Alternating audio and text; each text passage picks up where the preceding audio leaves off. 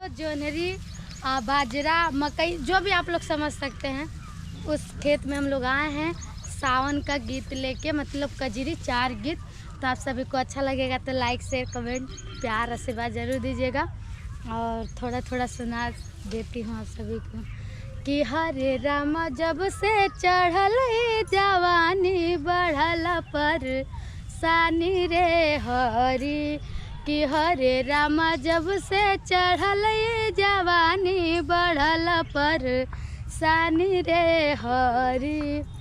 तो दोस्तों अभी ये फ़िलहाल में एक गाना है, दूसरे का गाना नहीं मतलब 4 गाना हम लोग किए हैं, पता नहीं है। तो चलिए आप सभी को अपना जो मेरा भी नए नए गाने आए हैं उस सभी को आपको सुनाते हैं, आप सभी को। तो आप लोग सुनिए।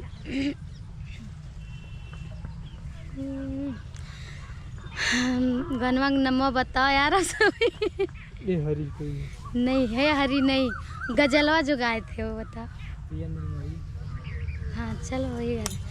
पिया नीर मोही हमके बिरहीन बनाई गईले, पिया नीर मोही हमके बिरहीन बनाई गईले, पिया नीर मोही हमके बिरहीन बनाई गईले, लाई के गवनवा पर देशवा में छाई गईले, लाई के गवनवा पर देशवा में छाई गईले, पिया नीर मोही हमके बिरहीन बनाई गईले। हा हा हो हा सो रहो सिंगार दहके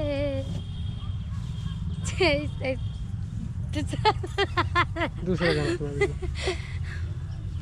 सुनी मोर सैया पड़तानी पैया, सुनी मोर सैया पड़तानी पैया, काठ के करे जावा, काठ के करे जावा बनवा जनिया राजा जी, चढ़ल बा जवानी छछनावा जनिया राजा जी, चढ़ल बा जवानी छछनावा जनिया राजा जी।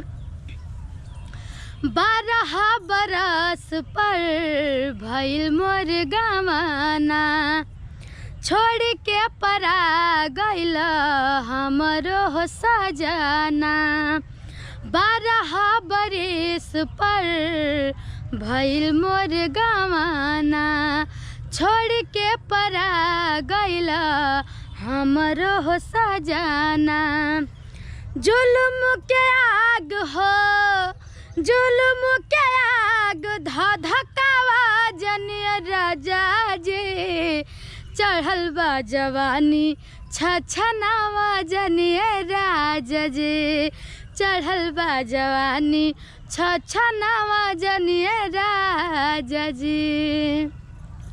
तो दोस्तों और भी बहुत सारा गाना है, गर्मी वाला गाना है।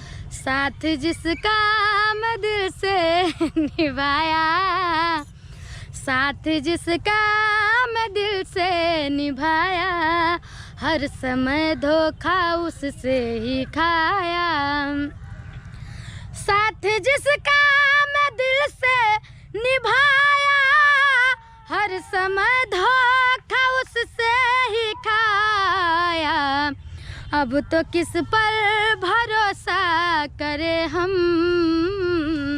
अब तो किस पर भरोसा करे हम, अपनी किस्मत पे बस रोना आया, ससुर हट जाना तो मार के काट दिए, साथ जिसका मैं दिल से निभाया, हर समय धोखा उससे ही खाया,